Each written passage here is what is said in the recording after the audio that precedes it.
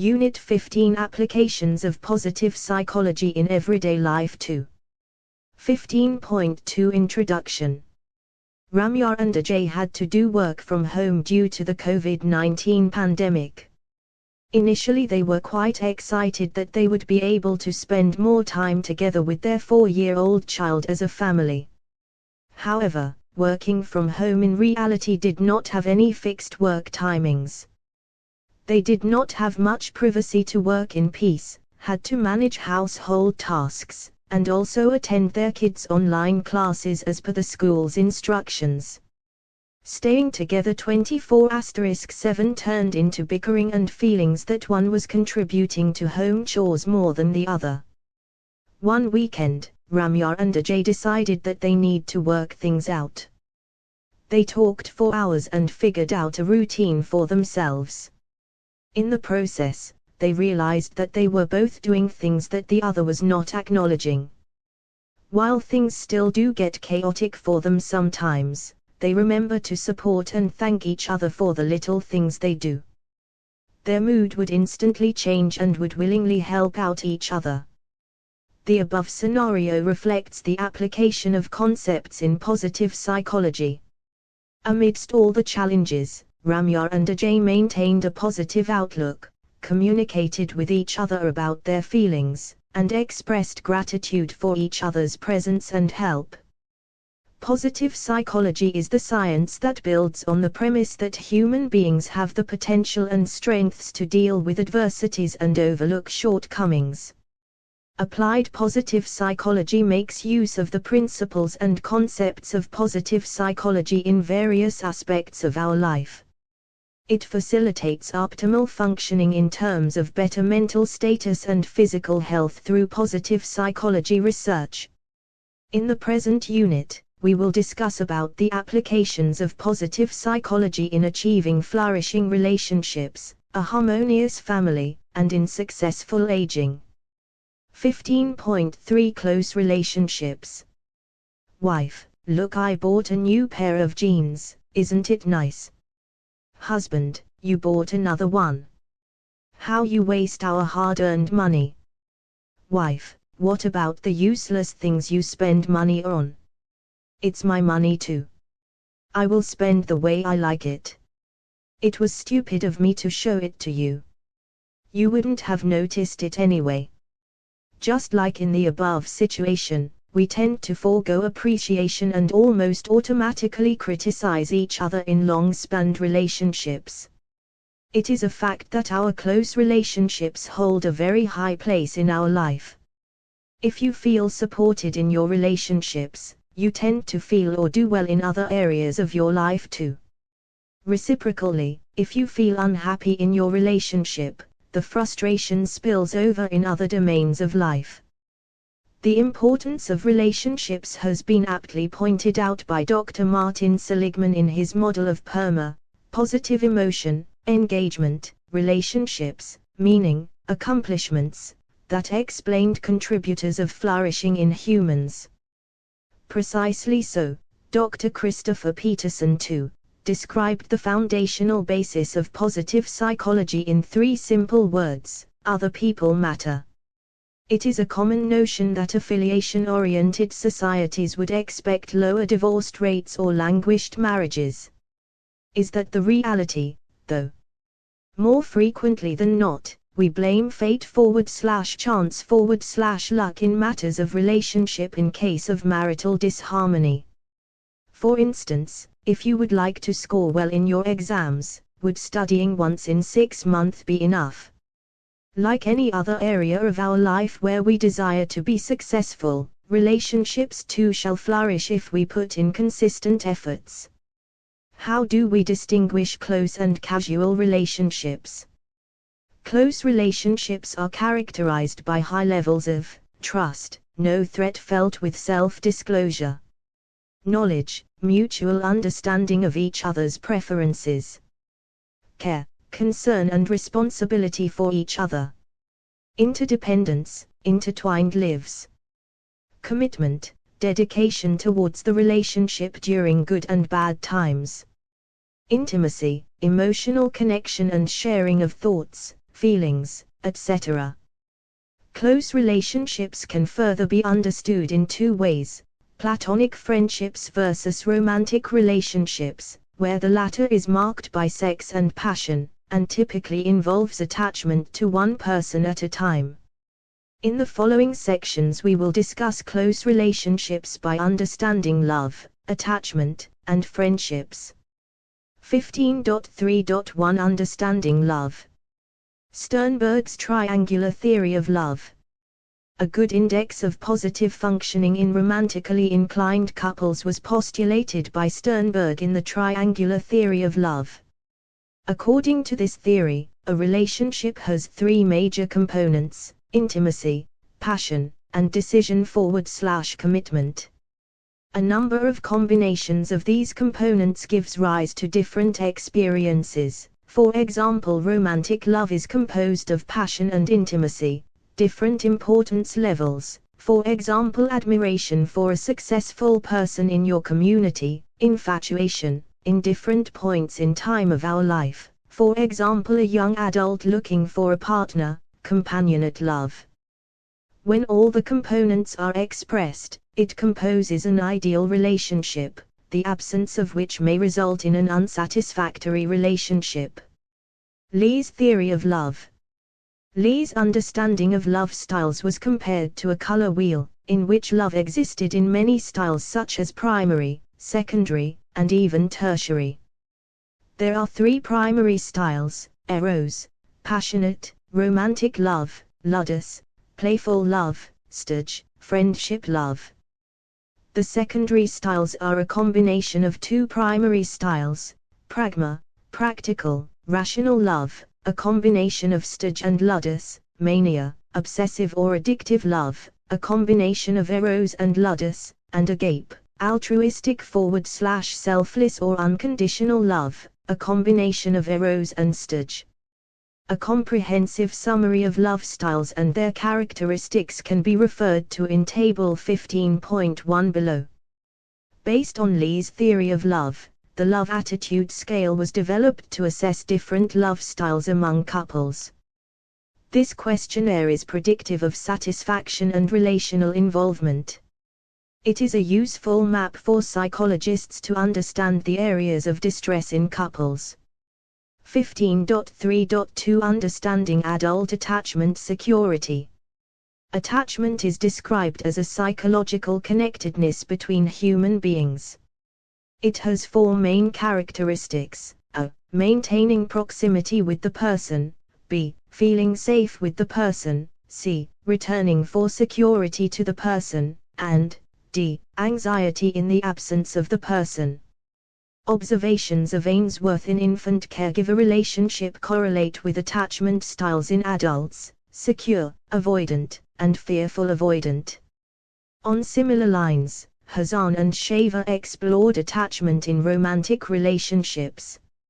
It was also suggested that adult relationships work just like children caregiver relationship, and these childhood representations are reflected in the choice of relational experiences. Brennan, Clark and Shaver findings suggest that there are two elementary dimensions of adult attachment. One dimension is attachment-related anxiety and the other is attachment-related avoidance.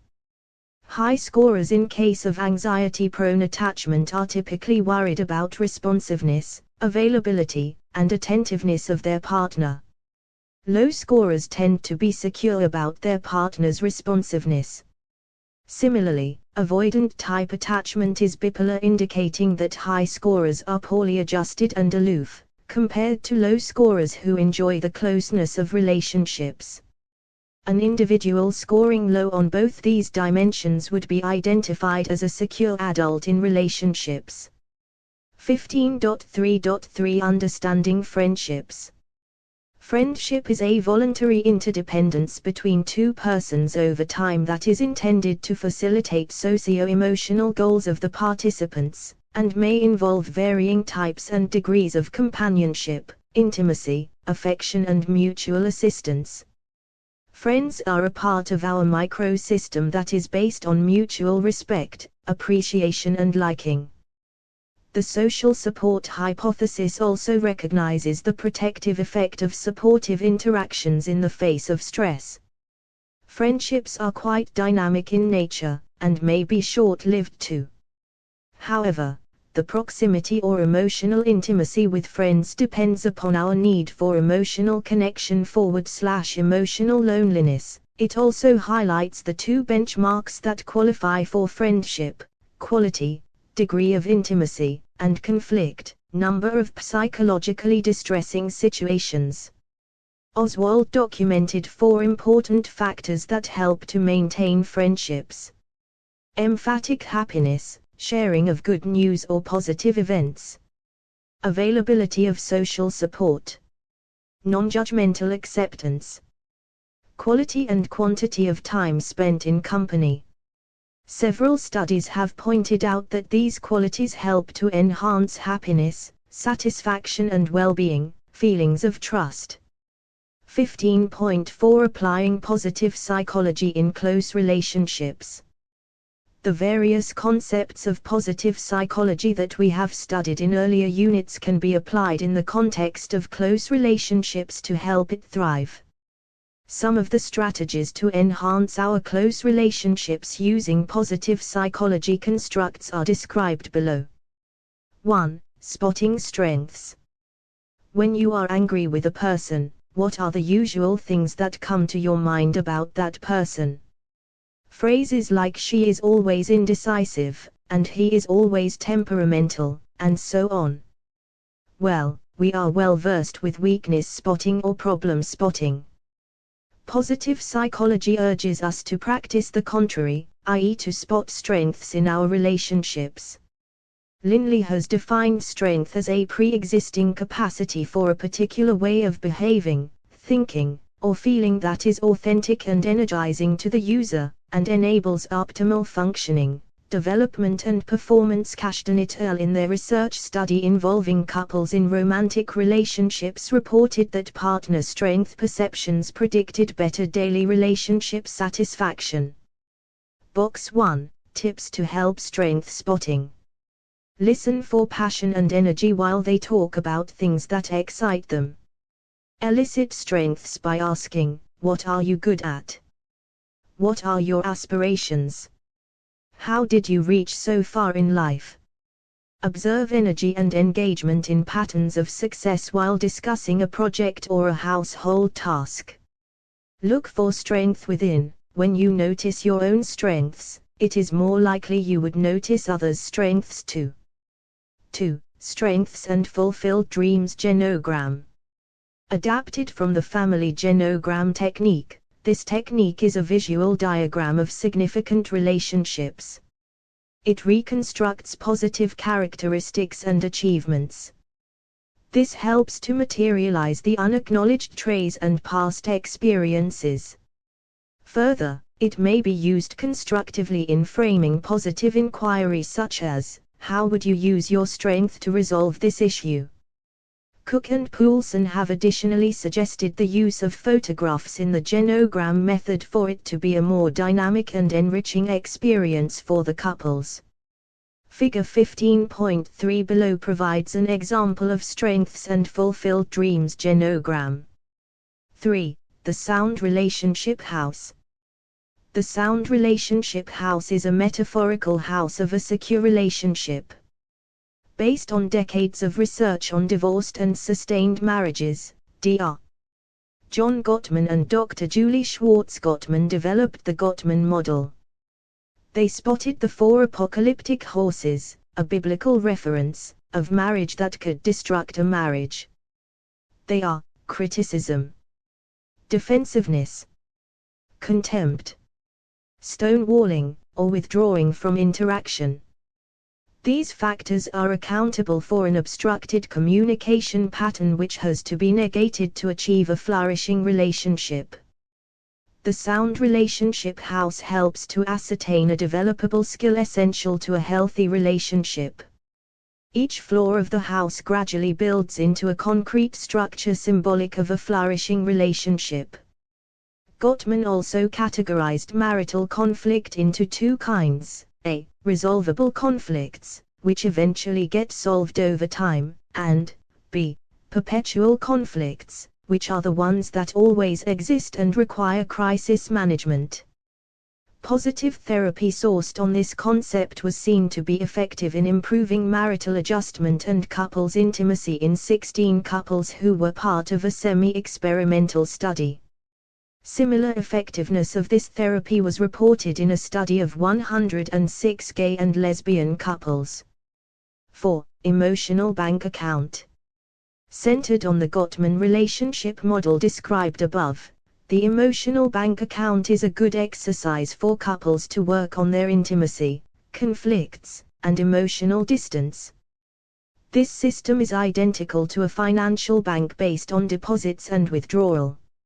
Imagine a scenario where your spouse gets hurt accidentally. You can do one of the two things: turn towards or turn away. Turning towards may be as simple as acknowledging, "Oh, I am sorry you got hurt, does it pain?" This is simple emotional connection with the partner, making a deposit. On the other hand, just ignoring it altogether is taking away the chance to make an emotional connection, withdrawal. Just like reality, a zero-balance bank account can make one feel insecure and lonely, and a negative one is sign of danger. A general rule of thumb is to have at least 5 positive interactions to 1 negative reaction during a conflict and 21 in everyday life. This way the benefit of doubt will tend to outweigh the negative approach to conflict. Invest in your emotional bank. Be mindful of each other's needs. Express appreciation for small things and big. Talk about your stress. Don't try to solve the problem, rather understand it. Show physical gestures of affection. 15.5 Context of family. Alec and Rouhani live in a family of 6 comprising of a younger sister, Alec's parents, and Rouhani's widowed mother. Both of them financially and tangibly contributed to manage the house. One day Alec had an accident and was advised bed rest for at least 6 months for his leg to recover. Alec's office could not accommodate his medical leave for more than a month and was suggested to go without pay beyond that period. This was a difficult situation for the family. However, Rouhani stepped up and said that she would manage the household expenses by taking tuitions in the evening. Alec's parents offered a portion of their pension. Rouhani's mother offered to look after Alec's medical needs. His younger sister offered to help with the household chores and any work that Alec used to take care of. Each family differs in terms of structure, rules, values, language, cultural factors, and multigenerational patterns. In the above example, we observe a family who stepped up for each other and concentrated on their strengths to overcome the adversity. Family dynamics have often been observed in several Bollywood movies like Dil De Dandu, English Vinglish, etc. The goals of positive psychology in this context may be understood in a similar way, i.e., improve the psychological home environment, enhance flexibility and acceptance among members, facilitate and improve communication, and strengthen the family systems by working on what's strong and not by fixing what's wrong. What is family-centered positive psychology? Therapy that is concerned with the process and outcomes. Mobilizes family strengths and resources. Needs are determined by family than professional. Emphatic on building social support network. Acquisition of new skills and competencies through professionals. Familism, a term used by Bardis and Sabogalit. A.L. connotes a strong identification with nuclear and extended kin enmeshed with high cooperation and affiliation. Familism typically consists of social norms, personal attitudes, and behavior measured by the extent of endorsement of its central components, which are a sense of responsibility towards the family, primary emotional support sourced in family, interconnectedness among family members, considering the opinion of family members during important decisions. Being considerate of own behavior to maintain family honor. Willingly choosing family preferences over individual preferences. These typical features of familism is quite prevalent among collectivistic cultures such as Indian, Latino, and other Asian cultures that are dominantly characterized by their intimacy among family members, living in the same household, sharing finance, considering work choices, creating a balance between peer and family time, and mainly prioritizing family over self. It may seem that family-centrism may lead to self-negligence, but studies conducted found otherwise. These studies emphasized upon the value of familism and its association with well-being and its role in buffering stress. 15.6 Applying positive psychology in the family context. 1. Child-parent relationship. Child is an integral part of family, and even so in family-centered positive psychology. This derivation is best taken up from a framework of ecological systems, i.e. the environment and contexts within which individuals function. Think about your first point of contact for socializing. It is usually your home and your school. This is the microsystem. The interactions between your parents, teachers, and your peer group comprise of the bidirectional influences of the mesosystem. These interconnections affect relationships, communication patterns of the child. Now think of the larger picture. Have you ever had to cancel a vacation plan because of your mom's/dad's work duties? You are not directly related to your parents' work environment, yet you were affected by it. This is the influence of the exosystem. Now think of a time when the government made corporal punishments in school a crime. This policy provided relief to millions of students being cruelly punished. The influence of the government or customs around us makes up the macrosystem. Therefore, now you understand that things that do not involve you directly in your daily life can still be pervasive. It is imperative to introduce early interventions for children and adolescents to set up a positive life trajectory. Positive education interventions like mindfulness, multi-component positive psychological interventions, well-being, resilience, strengths, positive writing, body image, acts of kindness, etc. will teach children ways to increase their positive cognition, emotions, and behaviors in ways that enhance well-being, whilst also helping students to cope with emotional concerns, relationship difficulties, and adversity. While developing any interventions for children and adolescents, one must be mindful of their developmental needs and maturity, i.e. positive characteristics like gratitude and empathy might not be comprehensible for 6 to 8 years of age. Also, their brains are very plastic in nature, adaptive, and the intensity or frequency of intervention is not comparable with the interventions meant for adults. Moreover, any intervention provided to children should be through a designated medium and not self-guided in nature. 2. Capitalization on a positive event. Just like how you would receive dividends in a share whose value has increased, celebrating a positive event is expected to increase the inter- and intrapersonal dividends yielded. The broaden and build theory explains this phenomenon as maximizing on positive effect, increasing the value and strengthening the bond with the person. It has been noted that the person sharing genuine positive news feels an abundance of positive emotions as a result of the process, even if the person is a stranger. This also helps in reshaping communication styles in families where automatic response to any kind of event may be passive, neutral, or sometimes negative. Capitalization helps to focus on interpreting the positive event in a unique and a meaningful manner, giving a sense of privilege to the family member. Example of positive capitalization. Son, I got a first prize for my school debate competition. and I have been chosen to represent my school at a national level with 50 participating schools. I am nervous. I am good here, doesn't mean I'll be good there. Father, it doesn't matter how you perform, I'll be proud of you, unintentionally ignoring the positive event, while showing unconditional love.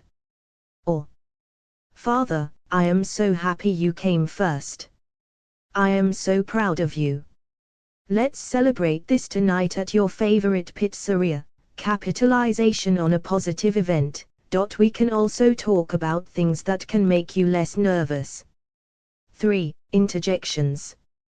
This method may also be called triangulation, or in other words, a therapist, or sometimes another family member too could interject and rephrase certain situations. Mom, these teenagers nowadays hardly have time for their parents. Look at Rishi, he's busy in college classes, comes home and is off for his tuitions. And the rest of the time, he is on the phone always. I don't remember the last time we sat and ate together. Dad, it sounds like he doesn't get much time at home, and that you miss spending time with him, isn't it? Here, the father acts as a neutral interjector who demonstrates the situation with attentiveness and minimal biasness, yet addressing the need of the mother. It can be called a diplomatic way of dealing with a situation that is lengthy in its problem focus. This interruption of a probably damaging train of thought is preventive of a pent-up conflict. 6. Catching a virtue. This approach commands awareness and recognition of positive qualities by the family members, especially useful in enhancing pro-social behavior as well as the relationship between a child and parent. Ideally, if this exercise is repeated twice or thrice a day, it reinforces the virtue and the child is likely to repeat the behavior with more frequency. Using positive techniques with elementary-aged children, it was found that the intervention is both effective for the participants and enthusiastically received by the children's families. 15.7 Concept of aging. Last scene of all, that ends this strange eventful history, is second childishness and mere oblivion, song teeth, song eyes, song taste, song everything. William Shakespeare, All the World's a Stage. Shakespeare in his very famous monologue described old age as a drab picture of unknowingness and silliness with almost nothing exciting to enjoy. Even the Philosopher's Stone in Harry Potter was sought to make an elixir that made one youthful forever, not old forever. Do you also associate old age with an age or a phase of dependency, morbidity, and cognitive infirmity, everything unwanted, right? You must have observed people around you. There are a few people above 60 who are fit, active, and about like a 40-year-old, while there are a few who tend to feel like 60 while being 40. Clearly, age is not limited to chronology. Age, too, can be understood as a biopsychosocial process. Meaning and types of aging. From a biological perspective, aging is deterioration at the cellular and molecular level in the body. Scientific research in this framework has been able to discover ways that alleviate physical pain or increase longevity. The socio-cultural factors also determine our mindset about aging. Have you noticed the undying efforts of the beauty commercials of soaps, hair dyes, body lotion, etc. that propagate that wrinkles, gray hair, loose skin are signs of being old? On the other hand, we also celebrate people like Fauja Singh, a British Sikh 101-year-old man who finished a marathon. Both the examples are unrealistic portrayals of what aging looks like among the common people. A common social benchmark of aging is through policies of retirement and entitlements that people receive after a certain age, usually 60 or 65. In few cultures like Japan and India, people of older age are treated with respect and seen as a symbol of wisdom, while in individualistic societies aging is undesirable and sometimes viewed as a liability. Aging is viewed in terms of psychological changes when we refer to people as being in a mood, being slow, or being forgetful, or being emotionally needy. The psychological adage of "you are only as old as you feel" in fact has many positive implications of better health and well-being. Gonner, Alaphilippe, and Bailey assessed 857 elderly retirees for youthful illusion, bias of feeling younger than one's real age. It was reported that retirees who acknowledged of and perceived age deflation experienced better leisure time, higher self-esteem, better perceived health, and less vulnerability to boredom than those who did not harbor this perceived youthful bias. Gerontological studies have classified age types that are dependent on factors others than biological aging. Primary aging is understood mostly as biological aging, whereas secondary aging is a byproduct of disuse, abuse, and disease, factors that are under personal control of an individual. Erikson's psychosocial theory provides a framework to understand conflicts faced during old age that focuses on self-reflection of the life lived and the sense of fulfillment or regret felt. Those who feel accomplishment will feel a sense of integrity. Those who do not find success feel regretful and despaired. Successful aging. You must have come across interviews of celebrities who are sought to let out their secret of fine aging. We usually connote them as aging gracefully, aging as wine, etc. So how do we understand success in aging? The term successful aging was made popular by Rowe and Kahn, who defined it based on three factors: A. No disability or disease, B. High cognitive and physical abilities, C. Meaningful socio-emotional interaction with others. Importantly, they did not reduce aging to simply being a byproduct of genetic factors, but rather extended it as a combination of biology and lifestyle. Fig 15.6 provides a summary of various definitions rendered to the meaning of successful aging. These definitions at the same time point out to several features that help identify successful aging. 15.8 Applying positive psychology for successful aging. Positive aging is defined by Haviest as incremental longevity and satisfaction from life. RYFF similarly defined successful aging as positive optimal functioning in developmental progress across the lifespan. A few strategies to implement for positive aging are provided below. Reducing ageism. The negative stereotypes about age are socially constructed, such as young people cannot be leaders, old people cannot be active, etc. This eventually translates to devaluation in the society, prejudiced behavior, unfair treatment and discrimination based on age. This not only has its own negative implications in mental and physical health of the individual, but also reflects in perceived change in subjective age because of the age-related cues and information. Levi has proposed a peace model expected to reduce ageism through positive education about aging and contact experiences. Education about aging with positive older role models would help one appreciate getting older and dispel myths related to it. Positive contact experiences will help integrate the relations between generations through mutual cooperation, like working together on a social project. Productive aging. Productive aging is referred to when older people work to enhance their own welfare or that of the communities and society at large.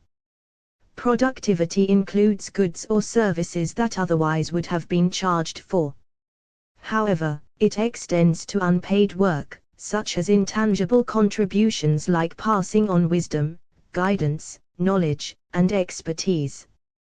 The idea is to disable the notion of utility confined to capitalistic services and goods. Accepting death anxiety. Just talking about death is scary. Inevitably there is a lot of associated taboo with the concept of death, and causes apprehension or dread. Occasionally it is normal to feel this, but it feels more close to reality as we get older. Especially during old age, the apprehension may develop into an emotional difficulty. Wong and Toma has suggested that accepting death anxiety as a paradoxical reality is valuable as it enhances resilience, meaning of life, and flourishing.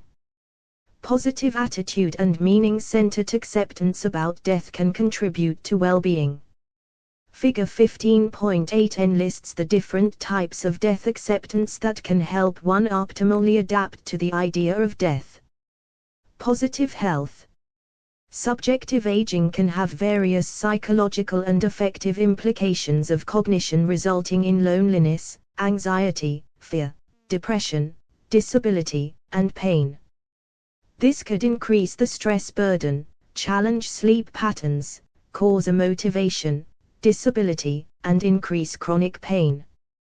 Positive intervention help to minimize outcomes like decreasing coping ability, increased risk of injury, lack of self-care, dependence on painkillers, opioid usage, etc. In the framework of positive psychology, several studies have confirmed that positive psychology can create a fruitful liaison with health management. One such use is the practice of optimism. Similarly, mindfulness meditation has been efficacious in managing lower back pain, insomnia, poor sleep quality by helping to foster strategies for stress reduction and slowing biological aging process in the elderly. Other positive mechanisms such as creativity, hope, humor, self-compassion, spirituality and religion have been found effective in buffering dementia and positively cope with aging effects. Positive emotions. Learning from the socio-emotional selectivity theory, positivity bias in the form of maximization of feelings of contentment, serenity and happiness helps to regulate emotions while overlooking criticism. So surrounding oneself with enjoyment, jovial people, and cherishing ordinary everyday experiences, going to a movie, dinner with family and friends, would invariably enhance well-being and life satisfaction. In a study of happiness and longevity in Catholic nuns, it was found that even at 80 years of age the most cheerful nuns, based on diary entries at a younger age, had survival rate of 75% compared to 40% for the least cheerful group of nuns. Conversely, it has been seen that lower level of happiness has been associated with dementia, lesser social support, dependence, and loneliness. Active lifestyle. Staying active doesn't quite mean to remain physically engaged. Active lifestyle requires adequate and regular challenge and stimulation that results in a sense of fulfillment, such as playing card games or regular and enjoyable interaction with people. No one activity is found to be superior to the other to ward off cognitive impairment. A study of 397 elderly Koreans aged 65 and over found that only active leisure activities help the elderly to enjoy their old age by increasing their physical health compared to passive leisure activities that are enjoyed alone, which may impede a socially healthy aging process. This study maintained that there was no difference in the forms of leisure activities. Religious or spiritual engagement. Spirituality or religious activity guides the elderly to tap into an active inner resource and increases coping strategies. A quasi-experimental study of 60 elderly residents in Indonesia experienced a higher quality of life after being subject to a purposefully designed religious intervention. Music therapy. A very common activity like listening to music could have manifold benefits and is known to boost positive emotions in elderly. Lauka reported that few listening strategies were associated with psychological well-being in elders.